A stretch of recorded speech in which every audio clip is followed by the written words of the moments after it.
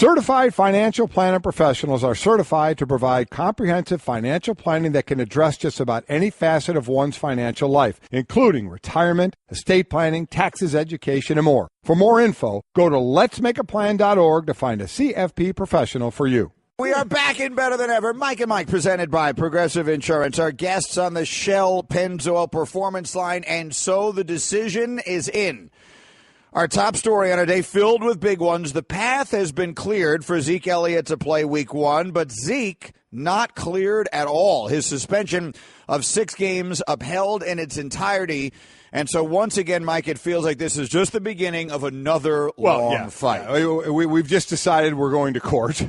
Again, we know a couple of things. Obviously, we'll get more into this, that we're going to court for this, but Zeke will. I'm sure all the Giants are pretty ecstatic that he will be there. Though the Giants, I'm sure, could care less. The Giants beat him twice in the regular season and had one of the top defenses, not the top defense. So they don't care. I mean, they'll play against anybody. I mean, so you think they genuinely don't care at all? Listen. If Zeke, here's the thing: they can't control it, so there's no sense in complaining about it. If Zeke wasn't there, they'd be fine with it. They'd say, okay, they're down a man. We'll take advantage of that. Zeke's there. We just got to play with him. It's one of those things where there's no sense or no real reason to have a thought about it because you can't control it. He's either there or he's not. You can't control anything about it, so you know he's going to be there.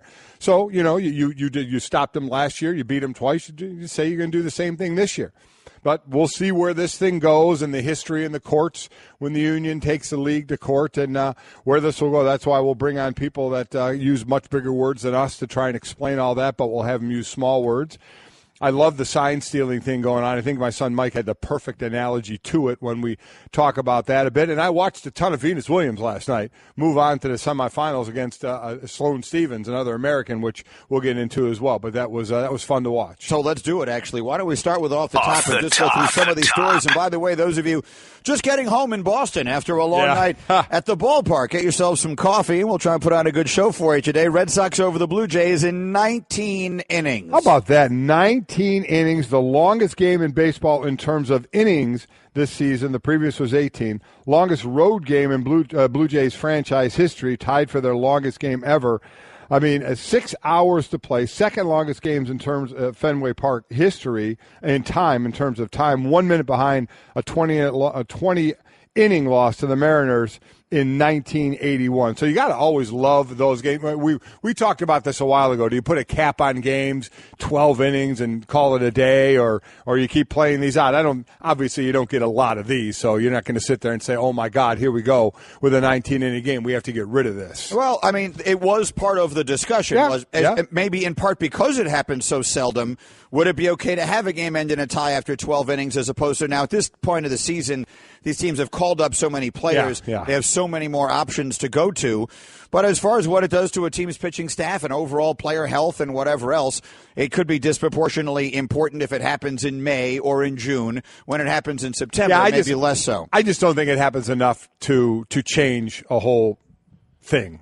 In my opinion. I don't want to get sidetracked into this. I disagree with you. Yeah, I know you do. But because I think the fact that it happens as seldom as it does is the reason to do it. I wouldn't want 40 ties in a season. Right. I wouldn't mind one. If you have each team winds up with one tie in a season, I don't think it's the end of the world. Yet again, we disagree. Off the top. Meanwhile, there's nothing to disagree about with these two teams. The Indians and the Diamondbacks are as hot as you can possibly be, candidly. They're as hot as any two teams have ever been at the same time in baseball history. There you go. 13th straight win for the Indians. The Diamondbacks have won 12 straight. It's the second time two teams have a winning streak of 12 or more games at the same time in the modern era. Again, that's since 1900. The Braves and Tigers headed into games on August 9th of 2013 with winning streaks of 13 and 12, respectively. The Diamondbacks, let's take it a step further. They've gone 10 straight games without trailing. They've led for 98 innings. 98 innings they haven't trailed is very, very impressive. And the Indians are the first team with a 13-game win streak in back-to-back seasons since 1960. Off the top. Golick said he was watching Venus yesterday. She's on to the semifinals where she'll play Sloane Stephens. And Golick, we have the possibility of an all-American women's semifinal at the U.S. Open, which would be incredible. It would be the first time it had happened in more than 30 years. Yeah, for a little while. First, let's start with this side of it. We have Williams and Sloane Stephens in the semifinals. It's the first All-American U.S. Open semifinal since 2002. Serena Williams and Lindsay Davenport. Venus, the third oldest to reach the semis in a women's major in the open era. Billie Jean King is the oldest. She did it 2 times at over 39 and over 38. And then Martina Navratilova was pushing the end of 37, where Venus is just beginning at 37. As far as the second semifinal, if we can get the other 2 women in it, the last time you mentioned it, do you know the 4 that were in it? It says here it was Wimbledon of 1985. So if it's 85, that's going to be Chrissy. Martina Navratilova at that point, I think, was not playing as an American, right? I don't know at what point she became an American citizen. She was, so she counts. So you got 2. So it was the 2 of them. Yeah, I mean, those are the 2 that you could probably. Could it possibly have been someone like Zina Garrison? Zina Garrison was the 3rd. You'll never get the Kathy Rinaldi. Okay, yeah, I would not have gotten that. Yeah, Kathy Rinaldi. So that was 1985 Wimbledon when we had All-American in the semis. Yeah, listen, there was a young people listening to this program may not realize this. There was a time when Americans dominated professional tennis on both the men's and women's side of things. It feels like a very long time ago. For Stevens, she's the first American woman not named Venus or Serena Williams to reach the U.S. Open semi since 2004. Well, I mean, that my line was literally about to be, there was a time that we had other great American tennis players whose last name wasn't Williams. Right. And it has not been that way, as you just pointed out, for a long time. Was Lindsay Davenport and Jennifer Capriati. Yeah, we had Roddick and we had Todd Martin on the men's side, and that's about it. All right, on we go. The U.S. and Honduras in a 1-1 tie, Mike, in World Cup qualifying, and it was very close to being a disastrous performance for the American team. Yeah, we got that goal. Bobby Wood got in the 85th minute. That would have been absolutely brutal had they lost that one. So 2 more games. They played 8 of 10 games in the Hex. 2 more. They play Panama October 6th and October 10th. Trinidad and Tobago.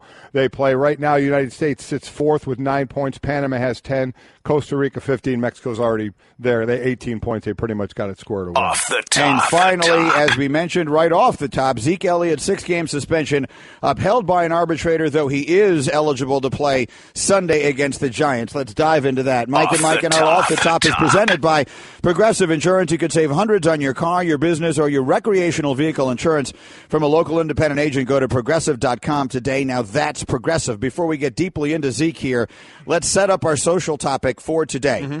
Since the 12-team playoff format in the National Football League was adopted in 1990, so it's a significant sample size, a very minimum of 4 teams have qualified for the postseason every single year that were not in it the year before. It is a minimum of 4 in and 4 out. Right. So as we embark upon another season of NFL action, we ask you to use the hashtag 4 in, 4 out, the digit 4. 4 right. in, 4 out. And name for us, just write up the names of the 4 teams that are going to get in this year that weren't, and the 4 teams that were in last year that will be out. Again, we have that program that we can calculate the most frequently mentioned names, right, and we'll see what everybody thinks. So 4 in, 4 out is the hashtag. That's always today. Great to do. Again, so the 4 that you think will make it that weren't in last year, and obviously the 4 that were in last year that you don't think will make it. It's been amazing how that is held for that amount of years. It just happens. You sit there and you go through it, and you're like, it's just like the NCAA tournament. If you're just going to use that one sheet, I pick a lot of sheets, but there's that one money sheet. The sheet of integrity. You tend to go a little more chalk on that, and you have the one sheet, so a lot of times you do just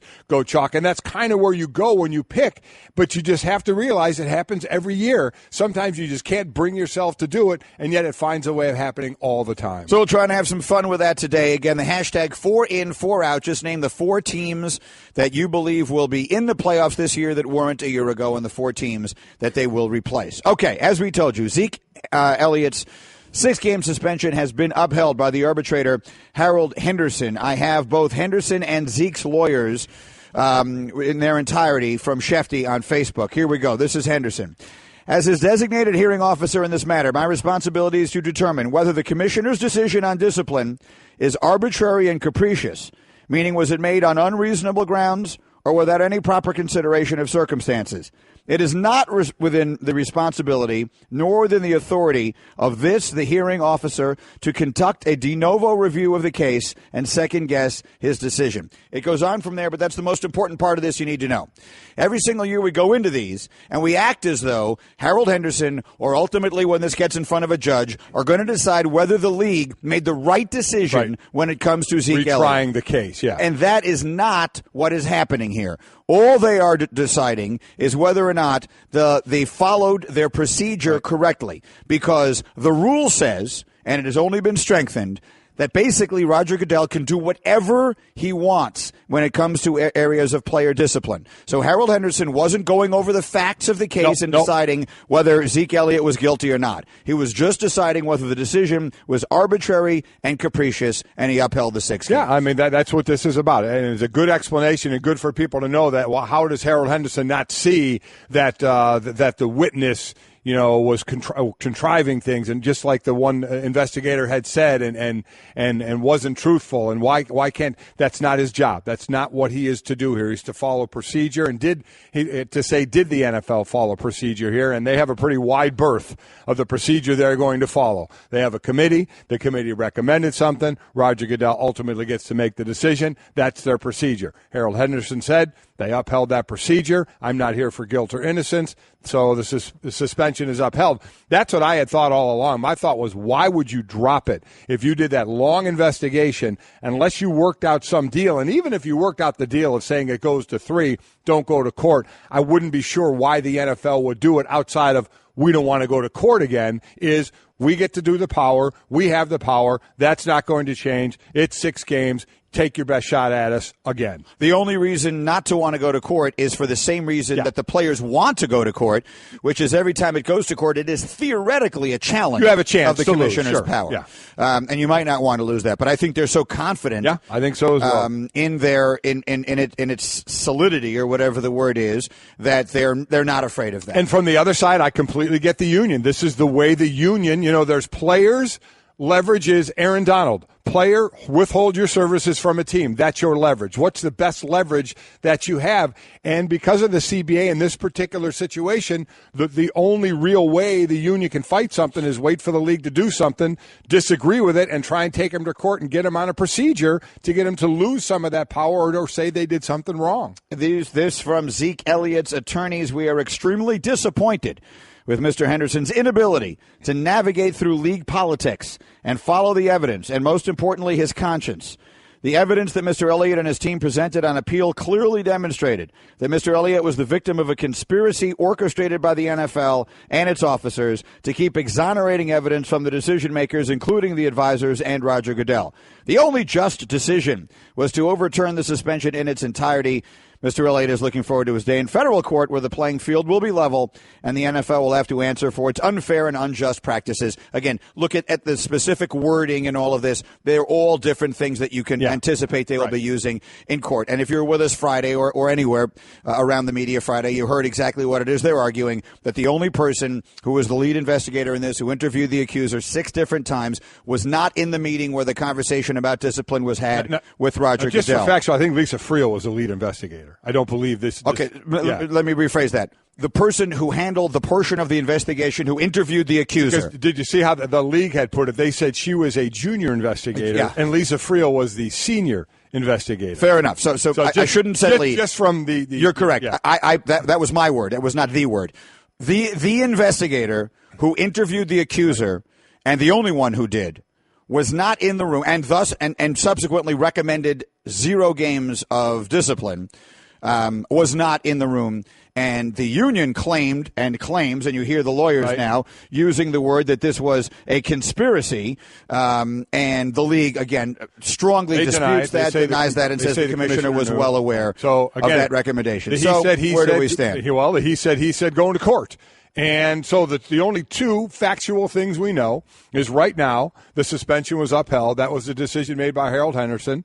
And Zeke Elliott can play in week 1. Now, it's not a written rule, but it always kind of been the league's thought process from a competitive standpoint that if it goes past 4 o'clock Eastern time on Tuesday, that any suspensions will start the following week and that player is eligible for this week. And that, I guess, supposedly was determined early on in this meeting that from the court side of it, that the judge says it's going to take me time to look at all this stuff. So can we agree we're not getting a decision here that Zeke can play in week 1, and that was agreed to. So that's the two factual things right now. Is the suspension was upheld to 6 games. We'll see where that goes, but that's where it is now. And Zeke plays against the Giants in week 1. So there are you fantasy players out there. You got your running back. Oh, yeah. I mean, there are so many people out there that could care less about this other than the fact that Zeke will be on the field if they have drafted Zeke on their fantasy team. Oh, and let the conspiracy theorists also run wild with that's a huge nationally televised first Sunday night game of the season, enormous glamour game between the glamorous Cowboys and the New York Giants. It's one of the biggest games of the year in its own way, and now all of a sudden the big star will be there, and then he'll get suspended, and then he'll be back again in time for everything else that we care about. So let the conspiracy theorists go with that as well. Sure, put on the tinfoil hat. Let's go at the mics. It's brought to you by Dave & Buster's. Watch the games and play the games at your football headquarters, Dave & Buster's. Let's start with Ryan Smith, legal analyst, ABC and ESPN. His thoughts on what Zeke has in store for him in court. I think it's the legal equivalent of a Hail Mary pass at this point. I don't think he's got a great chance. Here's the reason why. You can't ask a court to do something based on something that hasn't happened yet. Essentially, his team is going into court and saying, we expect Harold Henderson to rule in a way that we won't like, so courts, stop that from happening, let my guy play. This controversy for courts isn't ripe yet. Usually courts will wait to the arbitrator to decide, wait for that process to run its course, and then they're willing to consider it. So on that basis, the stay is very tough for Zeke Elliott to get. We will have Ryan Smith on at a little after 9 o'clock Eastern time on the show, and he does such a good job of explaining things the way, let's just say, that I can understand. Yes. Which means most of America then can understand and really understand where this is going to go. Next, we have Chris Mortensen with his thoughts from inside the National Football League on Zeke's chances in court. I expect it to be 6 games. And here's why. First of all, they're not going to negotiate down. They have 2 major victories, and the most recent one, bringing in the Brady case, that basically upholds Article 46 of the collective bargaining agreement, which basically says that the commissioner has the authority, and under labor law, that authority holds up in a court. That was the Brady ruling in the Second Circuit Court of Appeals. It was the same ruling in the Eighth Circuit Court of Appeals in the Adrian Peterson case, in which both times they upheld the power and authority of the commissioner, regardless whether you have a flawed process or whether the fundamental fairness issues are in question, which in this case you would say they are. And when you have such a recent appellate court ruling as Brady last year that says commissioner has the authority, we can't do anything, I think that's where it ends up, 6 games. First, let me just say it's great to hear Mort's voice. It sure is. It is absolutely great to hear Mort's voice. That said, that's the next thing in this is nobody thinks Zeke can win. It's just a matter of how long can you hold off the loss. We saw Brady play the season, right? You want to go all the way back to, 2008, the Star Caps with Kevin and Pat Williams, the 2 interior linemen for the Minnesota Vikings. They held it off for a couple of seasons in court, so it and then they eventually lost. It didn't go their way with the suspension. At that point, one of them, I think, had retired. So that's what this is going to come down to, I believe, is how long do you hold this off before you serve your suspension? Is it you play the 1 game and then serve the suspension? Is there no stay granted here and you just say that's it? Or does this thing go on and on and on, and the union want to keep trying to fight it? And again, I understand from their side trying to fight it. I absolutely do. It's the really only chance they have here. Keep fighting it and trying while Zeke keeps playing, and then at some point, if they don't win, like most people don't think they will, then a 6-game suspension is served. Finally, at the mics, the one thing that most people seem willing to acknowledge, even those within the Cowboys, according to our Adam Schefter, is that while Zeke, whether he deserved a 6-game suspension or not for this circumstance, he's a young man who's got a lot of growing up and a lot of learning to do. The Dallas Cowboys know that he's one of the most talented players in the NFL. But even the people within that organization know that Zeke Elliott has issues that he has to confront and deal with. He must grow up. He must make better decisions off the field. He's been involved in way too many instances that threatened his long-term future in the NFL, this being another example of that. And if you go through and read the testimony from his hearings in June, from his meetings with the league, there's all sorts of discussion and testimony about all sorts of personal experiences, choices, lifestyle choices that raise questions about the decision that he has made. And if that 6-game suspension does indeed hold up, that 6 weeks that he will be away from the Dallas Cowboys training facility, 6 weeks where he will not have structure and discipline, and 6 weeks the Dallas Cowboys will be concerned about his well-being. So, listen, he's not the first or the last that matures into being a professional, acting like a professional, okay? And you just look on that team, Des Bryant. At one point, there was a rotating 3-man security team to leave one man with Bryant at all times. I mean, this is supposed to be a professional athlete, that they have to have a 3-man rotating security team watching so he doesn't get into trouble. So, and again, Des Bryant isn't the only one. That this happens all the time. And understand with Zeke had some issues in college as well. The Cowboys knew about some of this, about some of what Zeke had done in the past. So it's not like they're like, oh, my God, I can't believe this is happening. And it just comes down to Darren Woodson was in here yesterday, and he's right. You can put the 3-man security rotation team on them. You can suspend him. You can take his money until a player wakes up and realizes that they need to grow up and mature. It's not going to happen. So this is going to be on Zeke. Zeke at some point will lose 6 games. He'll lose the money that goes along with it. His reputation will take a hit. At some point, when does that person, and everybody has a different line, everybody goes into any pro sport or professional in life. You go into the professional world.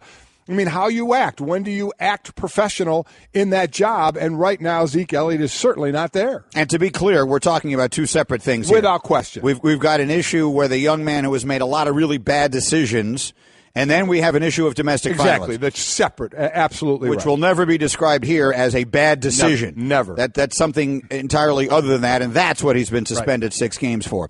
Hey, everyone. Mike Golick here. Support for Mike and Mike podcast comes from our friends at Rocket Mortgage by Quicken Loans. Chances are you're confident when it comes to your work, your hobbies, your life. Rocket Mortgage gives you that same level of confidence when it comes to buying a home or refinancing your existing home loan. With Rocket Mortgage, you can apply simply and understand fully so you can mortgage confidently. To get started, go to rocketmortgage.com/Mikes. Equal housing lender, licensed in all 50 states, NMLS consumeraccess.org number 3030. Home isn't just a place, it's a feeling. Whether you're at home, your business, or online, ADT helps keep you safe. With security systems, home automation, alarms, and surveillance, so you can feel at home wherever you are. Go to ADT.com to get that feeling. ADT, home, safe home. All right, there is only one Field Yates, and we've got him in studio with us right now talking football for a half hour as we go around the league. We got the hashtag 4 in, 4 out working this morning. We'll get Fields 4, both in and out. Again, every year since they went to this new playoff format, which is 1990, so it's not that new, there have been at least 4 new teams in the playoffs. So before we're done with you, Yates, we will get your 4 in and 4 out. But we start, of course, with Zeke. How are you this morning? I'm doing well, gentlemen. How are you? We're good. Oh, well. Mike, I'd like you to address one tweet that I was glancing at. And again, all the Twitter comes in through the 1-800-Flowers.com Twitter feed. Todd Clark tweets, when is the time NFL players finally say enough of Goodell and walk out? Everyone is sick of Goodell. Time to get him out. Explain why the players aren't going to walk out because Zeke Elliott's suspension was upheld. Seriously, think about this. You're going to walk out. There's 2,000. Let's throw in practice squad players. There's 2,000 players in the NFL. You get X amount that are suspended with no issue, right? They get suspended for PED or whatever and 4 games, and they don't fight it. They got caught. They sit their games. And then you go to the next level of people who are suspended, and they fight it. It's compared to the 2,000, it's a small amount. You tell me, as a person who was in the league for 9 years and did use steroids before they were outlawed, so as far as the league was concerned, I never did anything illegal. I never had to go before the commissioner or here. I never got in trouble, and most of the guys I played with didn't. You're going to say, hey, yeah, walk out and miss game checks because of those couple of handfuls of players that get themselves into trouble, and we don't like the way the commissioner disciplines it. Not happening. Not happening. And that's why this should not be an issue in 2021 in the new CBA, where all 2,000 players dig in their heels and say, we're not going back to work if the league has all the power, because it only affects a small amount. You missing a paycheck? You missing a paycheck at your work, if you never get in trouble and about 5 guys compared to your workplace get in trouble and you don't like the discipline, doubt it. You may say it, but when all of a sudden you got to walk out and that check's supposed to come and it doesn't, not worth it to the majority of the players to say, this is where I'm choosing to miss my game check. Not going to happen. You covered most of it, Golick, but this all in some way stems back to 2011 and the near lockout that we had in the NFL. They ended up agreeing to a new CBA in late July, and then training camps kicked off, and we had our season as planned, as scheduled. At that time, you think about some of the pressing issues that were discussed publicly as sticking points in the CBA. Amongst them, and not limited to, were the rookie wage scale of things, right? That was, you go from Matthew Stafford and Sam Bradford getting these huge monster contracts as number 1 overall pick to a more modest price point for guys like Cam Newton and Andrew Luck, etc. At the time, one of the issues was not the commissioner's legislation and his jurisdiction in all matters is to basically be the judge, jury, and executioner. So, unfortunately, this is in some ways a self-inflicted wound for upset players, disgruntled players like Zeke Elliott and others who may be furious about how this has been handled. They are not going to probably be able to do much until the next CBA round of talks.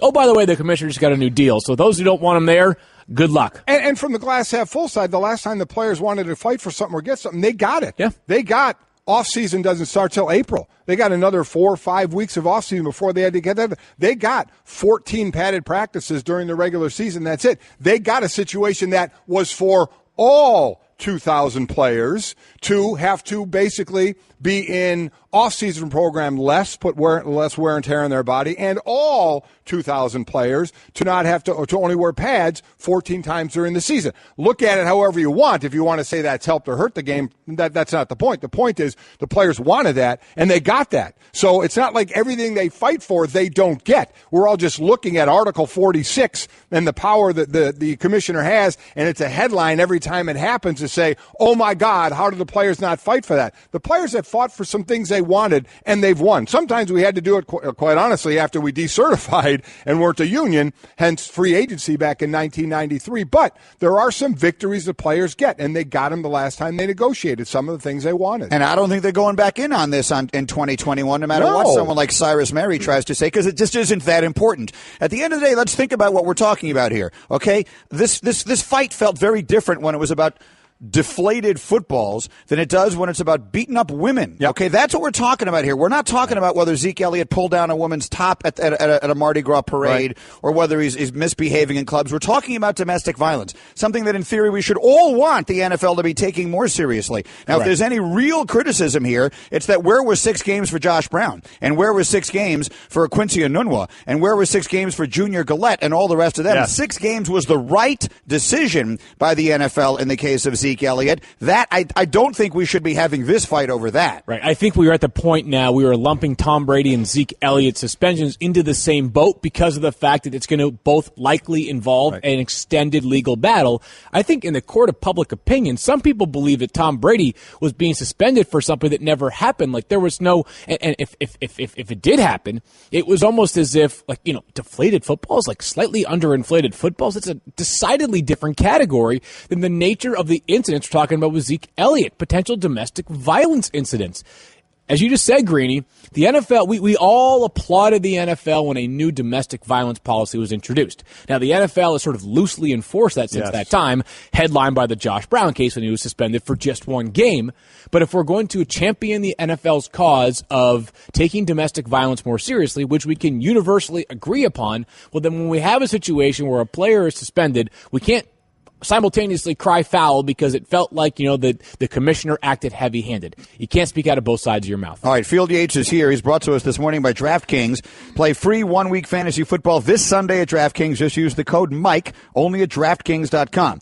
And don't forget, you can hear Field Sundays on Operation Football with Andrew Hawkins, 1 through 7 Eastern on ESPN Radio and on the ESPN app. So all through all the games, he's giving you constant insight. But speaking of the fantasy part of this, because, again, you got to sort of keep diving back and forth between this is a really serious issue and it is also a football issue. Let's go to the football side of this.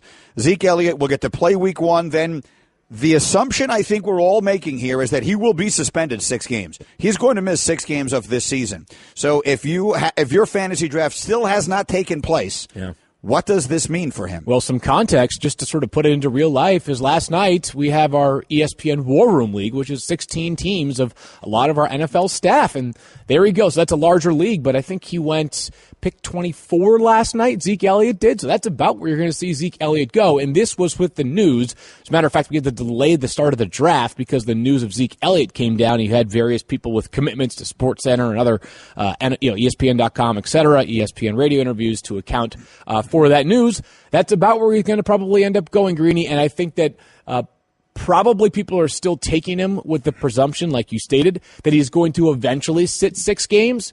But you are seeing him in week 1 against the New York Giants, which, in terms of getting off on the right foot with your fantasy team, I suppose some people view that as a slight incremental benefit. Well, plus, the Giants with that excellent defense. Here's the thing. We start up our DraftKings thing, you, me, and our group. Yeah.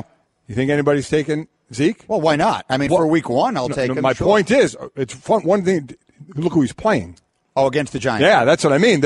You'd say, oh, my God, Zeke's available. I'm going to take him. Playing the Giants. That guy was money every week last year. It didn't make any difference what team they played. He somehow managed to wind up with 140 yards and at least 1 touchdown. I mean, every single week. I mean, he was electric last season. He went up over 100 yards in their second meeting with the Giants, and in their first game, the Giants actually bottomed them up okay. 20 carries, 51 touchdown. He had and the a touchdown. Too, right? That was the very first game of the season. Game. His first game. Whoa. That was before Zeke became Zeke. Yeah, now Zeke is Zeke. They did bottle him up, but the expectation would be he would be a little better than that. All right, we'll keep Field here because we have one other huge football issue to deal with, an entirely different sort, but we'll try and figure that one out, and then we will get Fields 4 in, 4 out. That's the hashtag this morning. Hashtag 4 in, 4 out. Just tweet us the names of the 4 teams you think are getting into the playoffs this year that weren't a year ago, and the names of the 4 teams they will replace. Sports fans anywhere can earn a nationally recognized degree from Penn State online. Whether you're starting or finishing your degree, study where and when it's convenient for you. Choose from more than 125 programs to become a top prospect in your field and advance your career. Learn more at worldcampusinfo.com. Penn State World Campus, a world of possibilities, online. Visit worldcampusinfo.com today. That's worldcampusinfo.com. Mike and Mike, Field Yates is here. We're talking football with you. 1-800-Flowers.com Twitter feed. The hashtag is 4 in, 4 out. We'll get to those in a moment. But first things first, and obviously of overwhelmingly the greatest significance this morning is that our thoughts are with anyone who is in the Caribbean right now, where Hurricane Irma has just passed over Barbuda, and it seems to be extraordinary. The damage we would assume is going to be devastating when all of this is said and done. The least consequential thing I can think of to tell you is that the Dolphins and Tampa Bay Buccaneers will not play Sunday in Miami, their season opener. That, of course, is very low on the list of overall concerns when it comes to this devastating storm. That said, we're a sports show, and so from the football side of it, Field, I'll start with you. What do you think would be the most reasonable decision to make by the league here? All they've decided is that they won't play Sunday in Miami. All other options seem to be on the table. Here are the 2 options that I think most people would agree are most reasonable. One would be to find a neutral site game this weekend. The second would be to play a game in Week 11, which is when both teams have their bye weeks. Now, here are the cons of playing the game in Week 11 when they both have their byes. Basically, it's this. That means you're going to have 2 teams playing 16 straight games starting Sunday, September 17th, and potentially for longer than that because each one of these teams profiles as a potential playoff contender.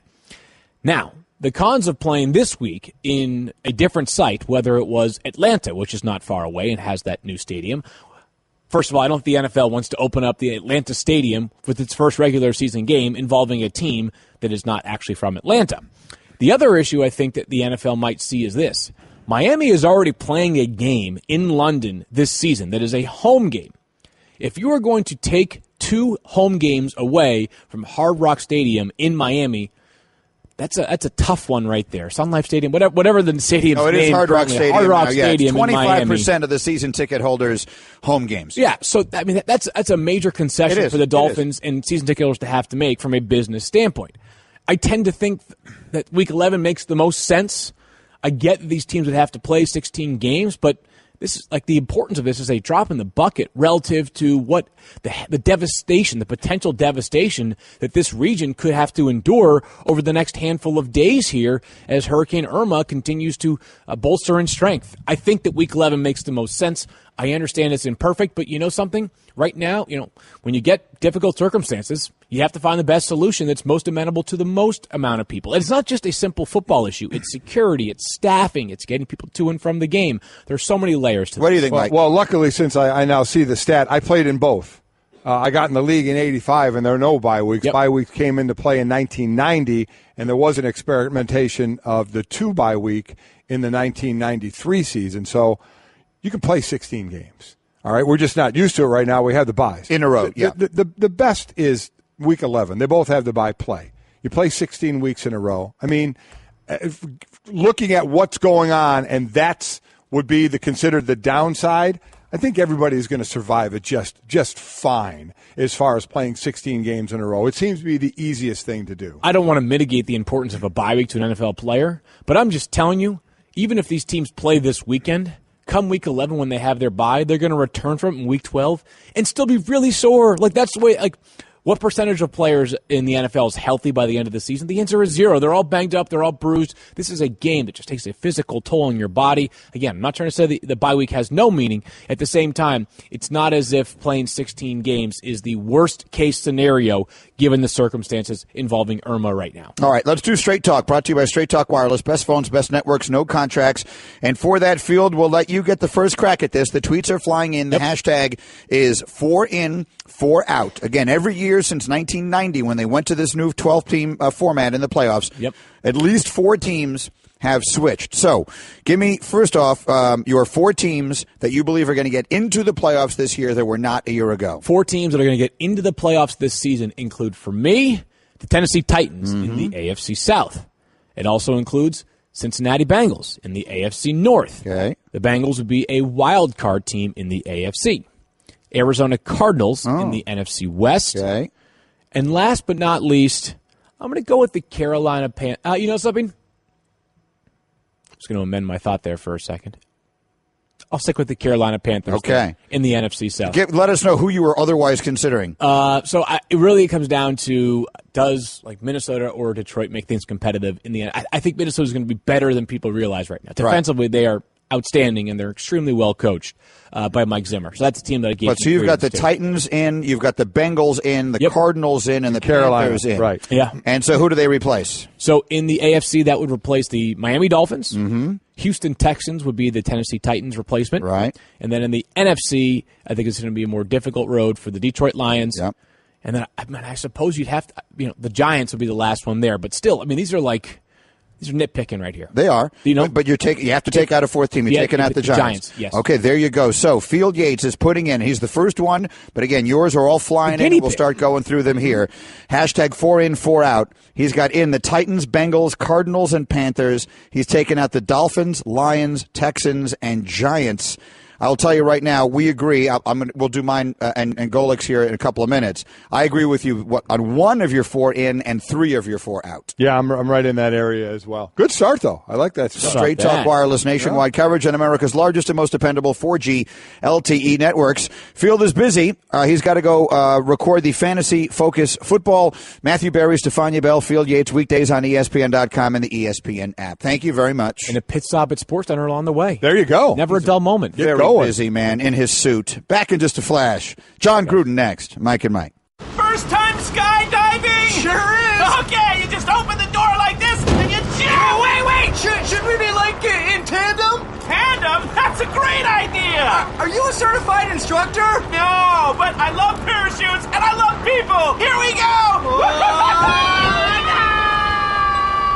wouldn't take chances with an uncertified skydiving instructor. Don't do it with your finances. Find a certified financial planner professional today at letsmakeaplan.org. CFP. Work with the highest standard. America, it's time for some straight talk. You love your phone. Look at you. You hardly put it down. But you don't love that expensive wireless plan, do you? So what if I told you can keep that phone network and number 2 for a lot less? Well, this is me telling you. It's time to switch to Straight Talk, guys. Bring your own phone and get unlimited plans starting at just $45 a month on America's largest, most dependable 4G LTE networks. Straight Talk Wireless. Only at Walmart. Savings may vary. Please refer always to the latest terms and conditions of service at straighttalk.com. We're Mike and Mike, presented by Progressive Insurance. Our guests on the Shell Pennzoil Performance Line. And in just a few minutes, they will include Jon Gruden, who is back for another fabulous season of football conversation with us. We're looking forward to that. His opening Monday night game will be, this coming week, will be the Saints and the Vikings, which is right off the bat, Adrian Peterson against his former team. How about that, yeah. A lot of intrigue there. 4 in, 4 out is the hashtag today. The 4 teams you believe, because it happens every year since they went to this playoff format, and that's 27 seasons ago. At least 4 new teams get in, and thus 4 teams go out. Are you ready to do your 4 in, 4 out? Yeah. Okay, so why don't we do those, and then we'll get John in here. And obviously the Zeke Elliott decision, which we spent just about the entire first hour discussing, is the big story today, and we'll get back to it. But let's do it here. Hashtag 4 in, 4 out. Golic, give me the 4 teams you believe will make the playoffs this year that did not make it a year ago. I believe Tennessee will make the playoffs this year. I believe... I'll stay in the AFC. Denver will make the playoffs this year. Did you copy my list? Are you looking at my list? No, I had this picked before you started your little conversation. Okay. Can you have 3 in a division? Okay? All right? Okay, before you went down that road? All righty. So it was stacked down before. So Tennessee, Denver, Tampa Bay. Uh-oh. We have the same 3 so far. You're not going to have the same here. Okay. Minnesota. All right, you're correct. I do not have that. So why do you give me the buzz on that? Just because it didn't match yours? Correct. Are you serious? Thus, it's obviously wrong. It happened to I was really only hitting the ding because it matched mine. So I couldn't doing it by pick. I couldn't think of any other way to demonstrate the fact that it did not agree with mine. Whatever, pool boy. What's yours? Golic is putting in the Titans, the Bucks, the Broncos, and the Vikings. Mm-hmm. I am putting in the Tennessee Titans, the Tampa Bay Buccaneers, the Denver Broncos, and the Philadelphia Eagles. I believe the Eagles and Carson Wentz will take a huge step forward with the new weapons around him. I was thinking about them. It was a choice between them and Minnesota. I was thinking long and hard about that one. People, you know what? When the push came to shove, I went with the quarterback that I trusted more. I think Wentz is going to have a big year. All right, that means 4 teams, Golic, are coming out. Who are you taking out of this year's playoffs? In the AFC, I'm taking out Miami. I'm taking out Houston. I'm taking out Detroit. And while the stats don't bear this out, I asked Hembo to look this up, and it is very interesting. You look at Super Bowl teams that lose, what they do the next year. From 2001 to 2008, teams coming off a Super Bowl loss had a combined winning percentage of under 500 and 1 playoff appearance and a single 10-win season. Over the last 8 years, though, the Panthers were the only team coming off a Super Bowl loss that didn't win at least 10 games. So that it's now in favor of you lose a Super Bowl, you still have a good year next year. On that note, I took out Atlanta. Hugely wrong. Okay. Now, no way in the world I'm taking out the Falcons. So again, we have 3 in which we agree. I took out the Dolphins. I took out the Lions. I took out the Texans, which I did very hesitantly. Yeah. I did only because you cannot put 7 teams in from the AFC and 5 teams in from the NFC. It just doesn't work that way. I did not want to take out the Texans because I do think they're going to get representative quarterback play, and I think they have the best defense in the conference. You could have left him in and not put in the other team you put in. But I just couldn't figure it out a way to do it. I didn't have 3 NFC teams I wanted to put in instead. I'm not taking out the Falcons. So, because they'll be playing almost half their season without their best player, I took out the Cowboys. Everything went their way last year. Yeah, every if you were to use a basketball analogy, every loose ball went their way last year. They won a bunch of crazy games last season. I believe they'll wind up playing 6 games this year without Zeke Elliott. I know it's a ridiculous pick, and I'm sure I'll look like an idiot for making it. but I needed to take someone in the NFC out, and I wasn't taking out Atlanta. I think Atlanta is better than Dallas. Listen, I think I'm making a horrible mistake by taking out Atlanta, but I never think 4 new teams are going to be in each year, and it's been that way. All right, so those are our hashtag 4 in, 4 out. Let's hear from you all morning long, and as we do that and prepare for you, it is our delight to bring back from Monday Night Football our friend Jon Gruden, who is back with the first of his weekly appearances through this football season. He joins us on the Shell Pennzoil Performance Line. Good morning, Jon Gruden. Hey, good morning, guys. It's been a very long time since we have heard your voice, and a pleasure to do it. Let's dive right in, and we'll go on the field in a second, but there is one off-the-field situation that I would like to get your coaching expertise on, and that is the Dolphins and the Buccaneers have their opener. It was scheduled to be played this Sunday in Miami. The one thing they have decided is that they cannot play there based upon Hurricane Irma, and I think everyone agrees that that's the right decision. But they basically seem to have 2 options here. One of them is play the game Sunday in a neutral location. The other would be they both have a bye week, week 11, so they could just reschedule the game for that week. The downside is the 2 teams would have to play 16 consecutive weeks.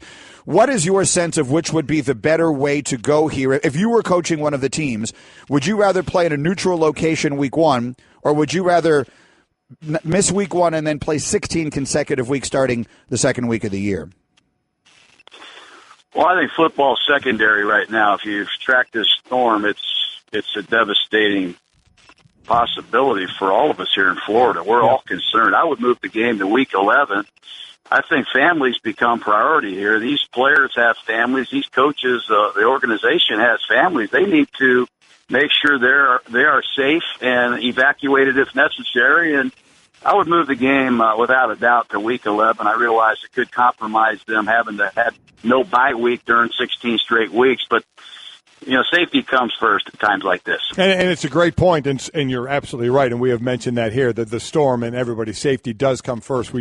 Certainly there was the sports aspect to it, but your point is a great one. Instead of the players going to a neutral place in week 1 and flying away and leaving their families back, in Florida where this could be devastating. So I'm in complete agreement. We talked about this, that, when they both have their byes, week 11 would be the best time to play. How about, John, in the beginning of the season, from a coaching standpoint, how did you go into that first game from a mental standpoint, from talking to the team, how you were building up the team to start the season, as opposed to Jon Gruden talking to a team before, like, week 8?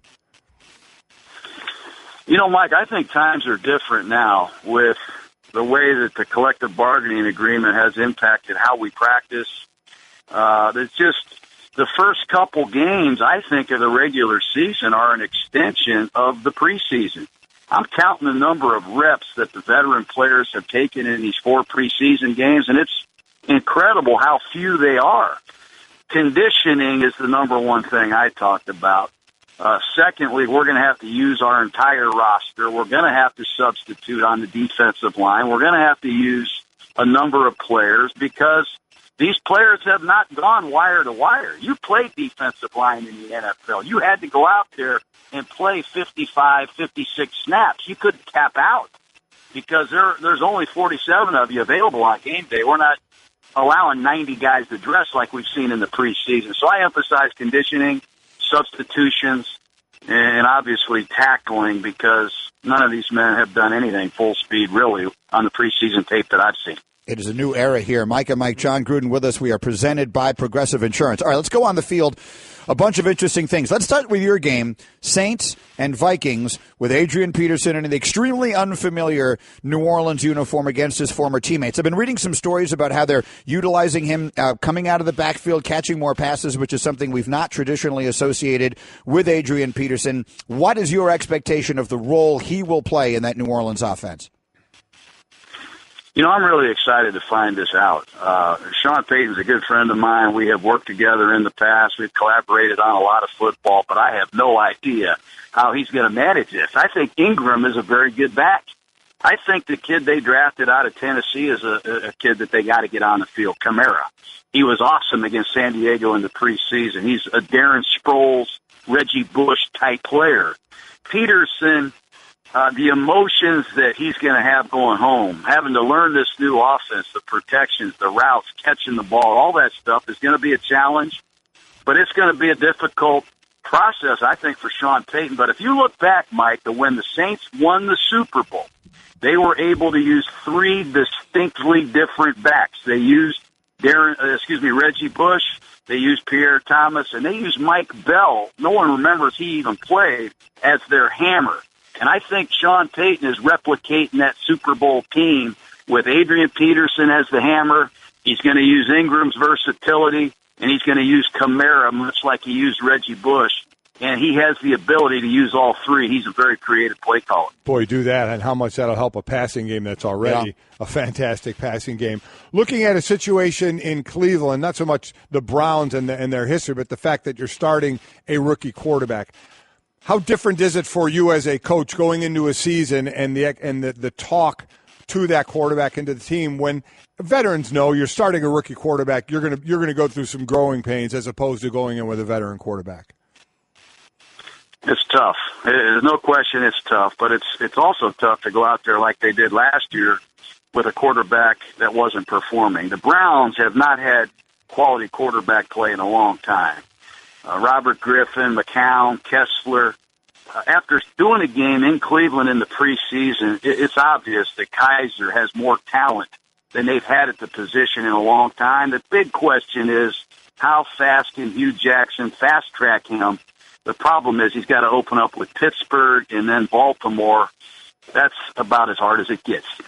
Mike and Mike, Jon Gruden is with us. Other places right there in your home of Tampa, a lot of people watched Hard Knocks, so they've seen a lot of the Buccaneers and an expectation for a jump in Jameis Winston. Now, again, we may not see him week one based upon what may happen between the Dolphins and the Bucs, but generally speaking, there are a lot of people, myself included, who feel Winston could be the next guy to take a step forward and become one of the top-level quarterbacks in the National Football League. As you've watched his development, what will that take? What does he need to do to become one of the top 4 or 5 guys at the position in the sport? Well, I agree with you wholeheartedly. I've seen him practice. We did their game in the preseason against Jacksonville. There's not a lot that you shouldn't like with this man. He is athletic. He's tough. He can make all the throws. He's a dynamic leader. He's 23 years old with 8,000 yards passing and over 50 touchdowns. It's incredible. What he needs to do, in my opinion, is minimize the risk on a few plays per game. He's a little bit like Brett Favre as a young quarterback when we had him in Green Bay. Some of the most spectacular plays he makes on his own. But he also makes some very careless mistakes. Those are the damage plays that he's got to minimize. If he can eliminate those crazy turnovers, and he had one against Jacksonville in the preseason, he had one against Cleveland in the preseason. If he can minimize the negative plays, the really catastrophic turnover plays, he can take Tampa back to the promised land. So we look at a team in Cleveland with a brand-new quarterback and growing again, a team in Tampa Bay who's on the rise with a young star quarterback. How about, and again, from a coach's side of it, a team like Arizona? Players know the window of opportunity, where it's open, how close it is to being closed. You got a couple of guys in Carson Palmer and Larry Fitzgerald getting ready to walk into the 19th hole and have a drink and call it a career. I mean, that window is closing and just about closed. So from a coaching standpoint, does that put more pressure on you and that team saying we have to get this thing done now? I don't think you can look at it like that. I think the reality is there's a lot of teams in football that have veteran quarterbacks, Eli Manning, Drew Brees. There's a number of Phillip Rivers guys that have windows closing, Tom Brady, but you got to understand where we are as a team. What do we have to do to win? We clearly have a very good defense in Arizona. We've got one of the best runners in football. They have to do everything they can, I think, to help this offensive line. How good are they? They have issues, I think, up front on offense. Can they block the Seahawks, the Rams, the teams in their division? Because there's some really formidable fronts that they got to deal with. Mike and Mike, Jon Gruden is with us again, looking forward to week one in the NFL season, the Monday night doubleheader. He's got the Saints and the Vikings in the early game. Carson Wentz is another young quarterback to keep an eye on. They went out and they got a bunch of weapons for him to work with. The jump forward for him from season 1 to season 2, as you've watched him during this offseason, studied the tape that you have, what does Wentz need to do to take the next step forward for an Eagles team that might have a playoff team around him? Well, I think Wentz, I've always said second-year players show the most improvement. Second-year coaches, second-year players at every position show the most improvement. Fortunately for Wentz, he's going to be in the same system with the same play caller. He's got the same center. So the battery, he and Kelsey, will be able to communicate clearly, get to the plays that they need to. I think his recognition of defenses has to improve, which it will in year 2. His communication has to improve. He's got to get to the right routes. When Alshon Jeffrey has a one-on-one over there, go to him. And he's got to execute better in crunch time situations, third down, red zone, 2 minutes. Those are the 3 things, I think, the recognition, the communication, and the overall execution at crunch time. Over on the other side of the ball, Golick always says the most important players on the field are the defensive tackles. Without question. So let me ask you about one of those. Sheldon Richardson traded to the Seattle Seahawks, already an elite defense. Now they add in a young guy who I know a lot of people across America probably haven't seen a ton of Sheldon Richardson because the Jets have generally been bad since he got there. But, I mean, I'm here to tell you he is right. He's one of the best players in the NFL, and he's young, and you put him in the middle of that defense. What do you think the addition of Sheldon Richardson does for the Seahawks defense? I hope it rejuvenates him. I think a couple years ago, I would agree he was a really good player. He disappeared to me the last couple seasons. I don't know what happened to Richardson. They had a formidable front in New York. Unfortunately, that band is splitting up, but they lose Snacks Harrison. Now they lose Richardson. I hope Richardson gets rejuvenated playing next to Cliff Averill and Michael Bennett and playing for Pete Carroll because he does have a lot of talent.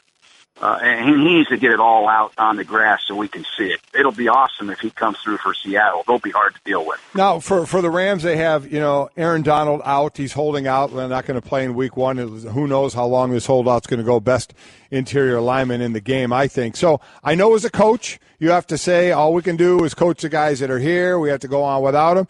But let's be honest for a moment. When you go home in a private moment, are you just like, I cannot believe we don't have this guy on the field with us? Yeah, I probably would be. I mean, I was fortunate to be on a team with Warren Sapp and Reggie White, great defensive tackles. And if one of those men weren't going to show up because they were holding out, I'd probably go have a little conversation with our general manager. Maybe we should get this man in here because we're going to have a hard time winning without him. On that team, I was fascinated by some of the comments that Louis Riddick has made as we're sort of leading into this regular season here. Jared Goff had such a really difficult first year, but Louis has been very encouraged by some of the things that he has seen. Have you seen similar things? What have you seen in whatever you've been able to of Jared Goff in preparation for year 2 for the number 1 pick?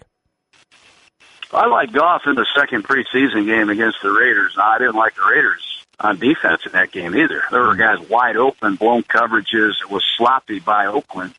I didn't like Goff in the third preseason game against San Diego. I thought he was erratic. It'll be interesting to see where he is. This new offense, this new head coach, Sean McVay, will help him, I believe. How good is their offensive line?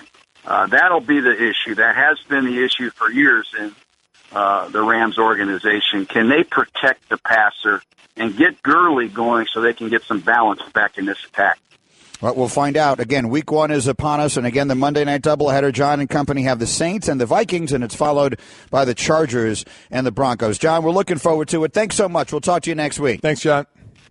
Hey, thank you, guys, and hopefully we get some rock and roll on next week. Absolutely. Oh, yeah. See, now we didn't have the song this week. I know. They said to me, we have no Gruden's Groove this week, and I knew John was going to miss it. We failed on that. And if there's one thing you don't want John mad. Nope. It's week 1, and we've made John we mad. already are in makeup mode. Absolutely right. Yeah. Jon Gruden, by the way, was on the Shell Pennzoil Performance Line. Get instant gold status at Shell. Join the Fuel Rewards program now at fuelrewards.com/gold. So, again, the hashtag this morning is 4 in, 4 out. Give us the 4 teams because it happens every single year. The 4 teams you believe will get into the playoffs this year that weren't a year ago, and the 4 teams they will replace. The top story in the NFL this morning is Harold Henderson upholding the 6-game suspension for Zeke Elliott, but the decision made that based upon the timing of all of this, that he'll be allowed to play week 1 against the Giants. And then in theory, depending on how things go in court, he would then be suspended from weeks 2 through 7. I think the expectation is that the legal process is going to take a little time to wind itself down. Well, I mean, we're going to get a decision by 5 o'clock Friday from at least if there's going to be a stay or not, correct? That's what I've gathered yesterday? Let me read you this. Ryan Smith, our legal analyst, will join us a little after 9 o'clock Eastern time to square a lot of this away. But that was my thought, that we're going to get some answers on Friday by 5 o'clock. Okay, here's exactly what I have. This is Kevin Seifert put together, and I recommend this for you on ESPN.com. He put together like here's what you need to know about the Zeke Elliott situation. With regard specifically to that, he said the NFL issued Elliott a 6-game suspension last month. The NFL's designated arbitrator upheld the full discipline Tuesday night. In anticipation of this outcome, the NFL players filed a motion Friday for a TRO. If granted, the TRO would freeze the suspension while Elliott and or the NFLPA pursue a lawsuit to get the suspension overturned permanently. By Friday afternoon, as you say, we should know about the TRO. The hearing took place Tuesday evening in U.S. District Court in Sherman, Texas. But because it will take a few days to decide whether to grant the TRO, that's why Elliott is allowed to play on Sunday, even if the motion is denied. So if the TRO is granted, then we go into who the heck knows. If it's granted, he keeps playing while this goes through court. Right. If it's not granted, he starts serving in suspension. It's week 2. Yes. Correct. But the point 7. is, if it is granted, we go into who the heck knows. Yeah. Because now do we wind up in front of court? Do we wind up with this thing getting pushed back? Well, Does it wind up getting decided week 5, week 9? Is it like Brady where it doesn't even get decided until next year? The one thing we do know of the who knows or what we do know, Zeke's going to keep playing.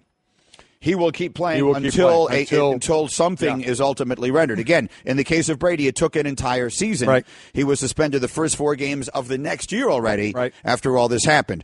Hey, everyone, Mike Golick here. Support for Mike and Mike podcast comes from our friends at Rocket Mortgage by Quicken Loans. Chances are you're confident when it comes to your work, your hobbies, your life. Rocket Mortgage gives you that same level of confidence when it comes to buying a home or refinancing your existing home loan. With Rocket Mortgage, you can apply simply and understand fully so you can mortgage confidently. To get started, go to rocketmortgage.com/Mikes. Equal housing lender, licensed in all 50 states, NMLS consumeraccess.org number 3030. Home isn't just a place, it's a feeling. Whether you're at home, your business, or online, ADT helps keep you safe. With security systems, home automation, alarms, and surveillance, so you can feel at home wherever you are. Go to ADT.com to get that feeling. ADT. Home. Safe home. All right, we are Mike and Mike. Television ratings show that the opening weekend of college football was enormous. People loved it. People loved the games. They're watching like crazy. So we can talk a lot about NFL ratings and what they are and what the causes may be. Right now, people are watching college football like crazy, which means they're watching this man every Wednesday. It's Herbie with us on Mike and Mike. Good morning, Kirk Herbstreit. Morning. How we doing? Doing well. We're doing great. I want to go back to your Saturday night game, Alabama and Florida State, which obviously was an extremely dramatic game and ended terribly for Florida State losing their quarterback. But let's start with Alabama. Their special teams were obviously spectacular. Their defense, as Nick Saban's are, always terrific. And there are 2 different ways to watch that game. I was watching it thinking to myself, boy, this Bama offense doesn't look like much. And Golick said to me, they're playing against the championship defense. Yeah. So, Herbie, what do we think we learned about the number 1 team in the country's offense Saturday night? I tend to agree with Golick. I think as things play out, I think we'll look back and say that, boy, what a tough way to start for Alabama and Jalen Hurts and Brian Dable, the new OC. You're going up against basically an LSU defense with the defensive line that the Florida State had. The secondary was playing pretty well. It was tough to get any continuity, any rhythm going, just because of how good Florida State was defensively. Think about it, a lot of times Alabama starting in plus territory still couldn't come up with any points. So I think before we just get all panicked and worried about Jalen Hurts and Alabama, I think Alabama's offense is going to be fine. They're loaded in the backfield. They've got some young receivers to go along with Calvin Ridley. The offensive line, I think, will be fine. I'm a fan of Jalen Hurts personally.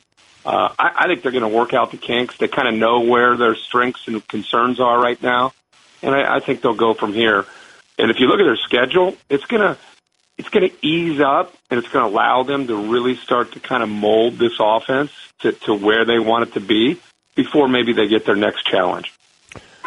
The athletic ability on both defenses in that game was ridiculous, watching those teams play. Yeah. And unfortunately for Bama, they lose a couple of linebackers. We know Florida State loses a quarterback.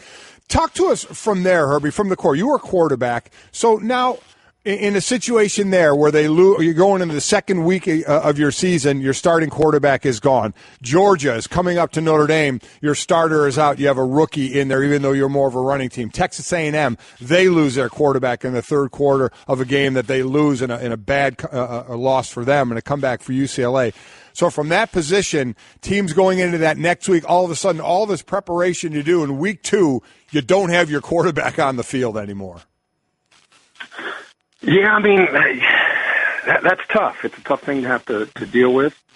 You work the entire offseason on a certain style of offense, and a lot of it's built around that quarterback. And, I think that's why, as a coordinator and a head coach, you always try to get that second quarterback ready just in case, and you hope that second quarterback realizes how important it is to get the mental reps and realize that he's a play away. One thing I would just say, because I heard a lot of this yesterday, just a reaction to Florida State playing in the game. And, man, if they just wouldn't have played in that game, they wouldn't have had to deal with losing DeAndre Francois. And what's the sense in playing this game? It just doesn't make any sense. I almost wanted to come through the radio and grab people because that's the most ridiculous thing I've ever heard in my life.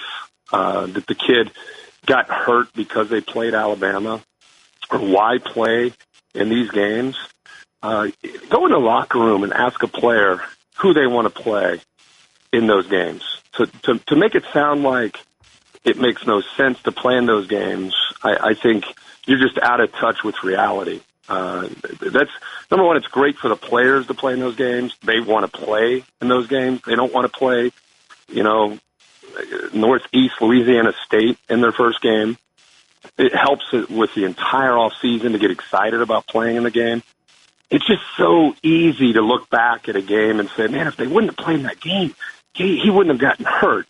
Well, what do you say when a guy gets hurt in practice? Geez, we got to stop practicing. Guys are getting hurt in practice. What do you say when a guy gets hurt walking down the street and he trips on a curb and you better stop taking walks down the sidewalk. You're getting hurt taking walks down the sidewalk. Like, it's the most ridiculous thing I've ever heard in my life, that Florida State should have known better. They shouldn't have played Alabama in the first game. Please don't say that. Mike and Herbie is with us. Game days in Columbus this week. Oklahoma and Ohio State is a huge one. Before we get to that, I want to get to Michigan. Herbie, when you were in studio with us a couple of weeks ago, we got into a little discussion about Harbaugh and sort of the machine that he's putting together there, if you will, with recruiting, because they lose basically everybody from last year. And here they come, and at least for 1 week, that defense looks extraordinarily stout. What did you see from Michigan week 1 against a Florida team that, again, was playing without so many players who were suspended? If you remember, every show that I was on before they played a game, I said that Michigan lost 43 seniors. They lost 10 guys on defense, and with Don Brown as their defensive coordinator, they are going to be at least as good, if not better, than they were a year ago. I am not surprised at all with how they played. Rashawn Gary up front, Maurice Hurst. They've got a defensive front that is going to be ferocious. It's not, wow, Florida's terrible. It's a little bit of maybe both. Right now, Florida's really trying to find out who they are. They had some suspensions, still trying to figure out the quarterback spot. Michigan's going to do this to a lot of people that they play. It's a 10 or 11 win team.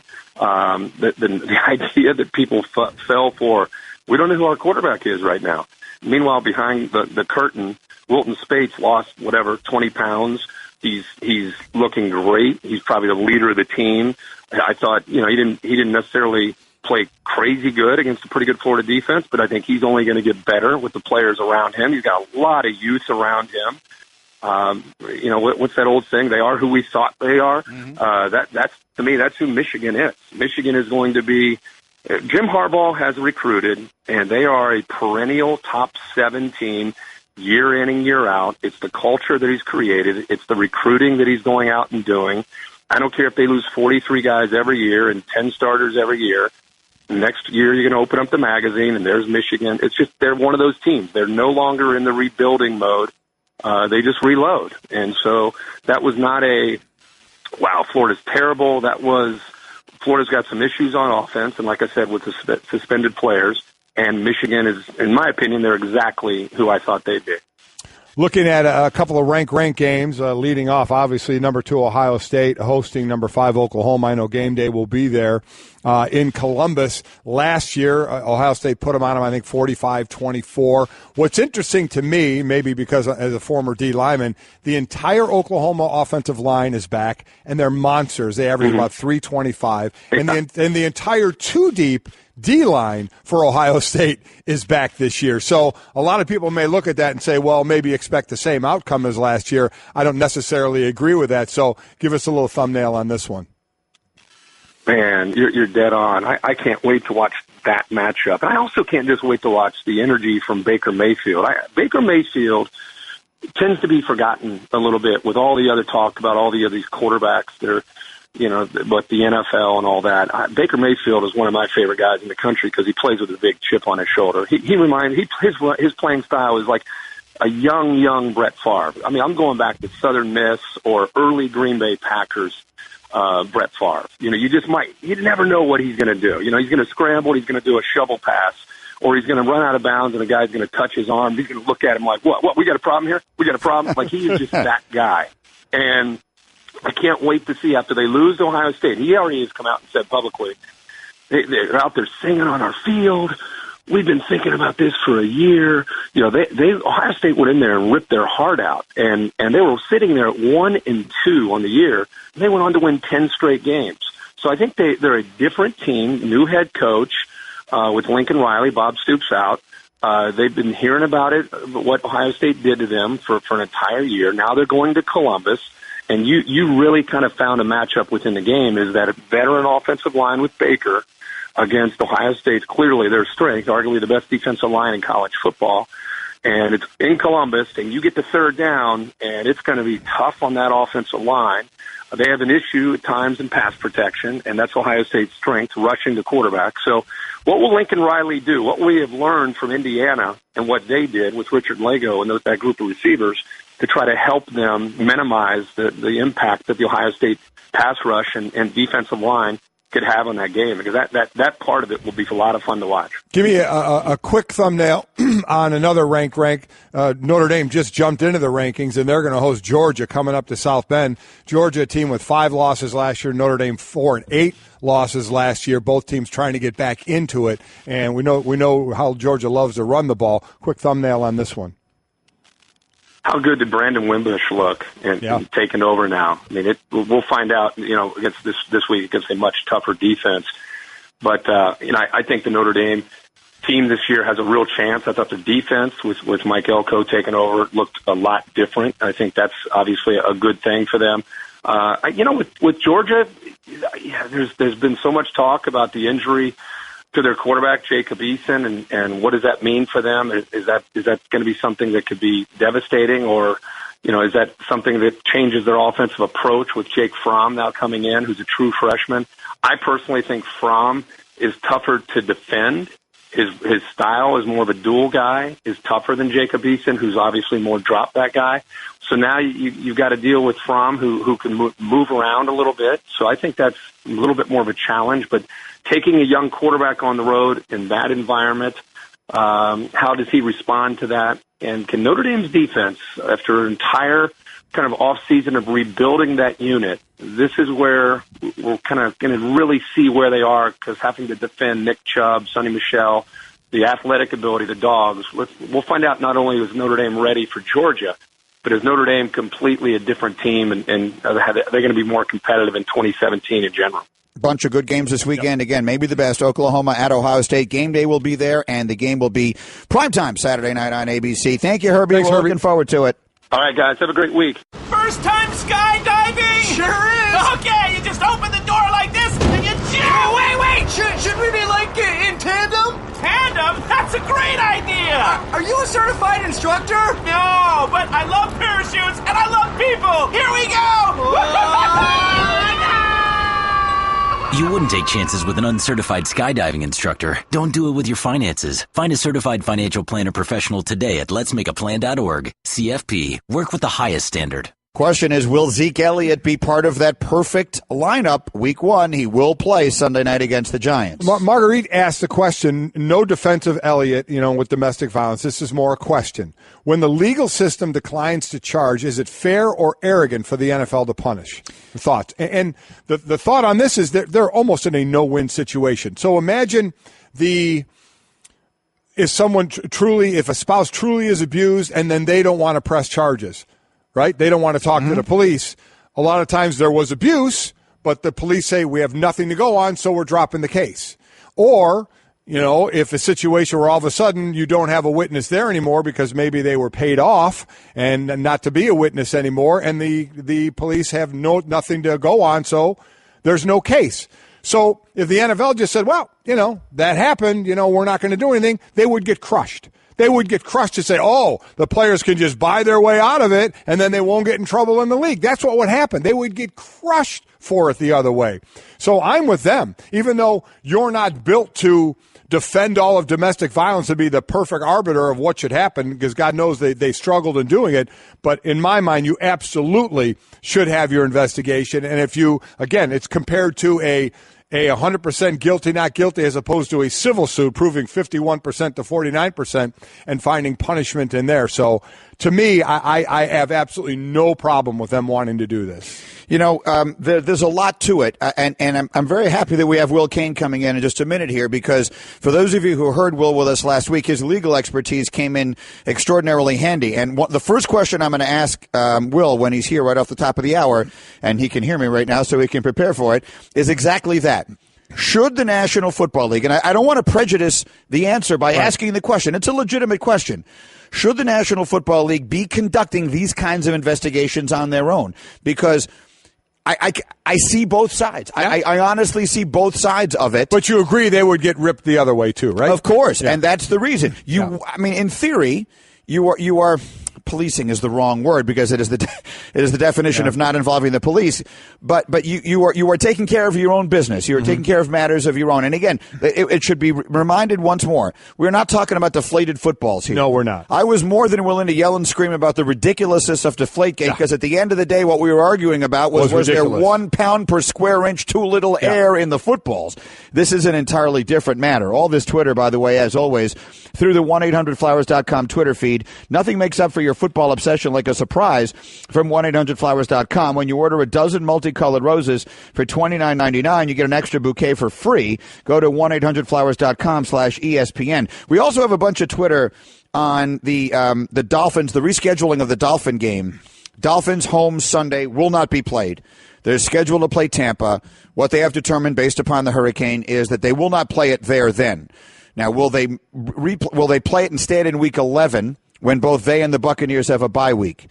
Mike, you said you think that's the right decision. I do think that's the right decision. Now, to keep within line of everything to play in Week 1, I get doing that, but I think Jon Gruden, and I didn't think of this, shame on me. Obviously, the storm is the most important, but I think what he said is important. You're having players, if you went and played in a neutral site in Week 1, they'd be flying out Friday or Saturday, and it's supposed to hit, Saturday or Sunday. Their families are left behind. I mean, they're not there for their families should they need to either get out or do what they need to do, prepare for this storm in some way. So that's another reason I would agree to say it is a far less of a negative to say you have to play 16 weeks in a row, which we've done before 1990, before the bye weeks came into play, than to play Week 1. Let me just throw this at you. When is their London game? Don't they have a London game in there someplace? And is that because it doesn't look to me like the London game follows their bye week. And normally the teams that have a home game in London, right? It normally does. And yeah, normally a bye week follows that. Yeah. Now they may have asked not to have that this time around. I need to get that. I'm looking on the schedule, but it doesn't immediately say it because I have people pointing out they'd be playing 16 games in a row with a trip to London and not playing in Miami until October. We'll get to the bottom of that for you quickly, and then we'll get Will Cain in here. A whole lot more to do as we continue in just a moment. Mike and Mike. First time skydiving? Sure is. Okay, you just open the door like this and you jump. Wait. Should we be like certified instructor? No, but I love parachutes and I love people. Here we go. You wouldn't take chances with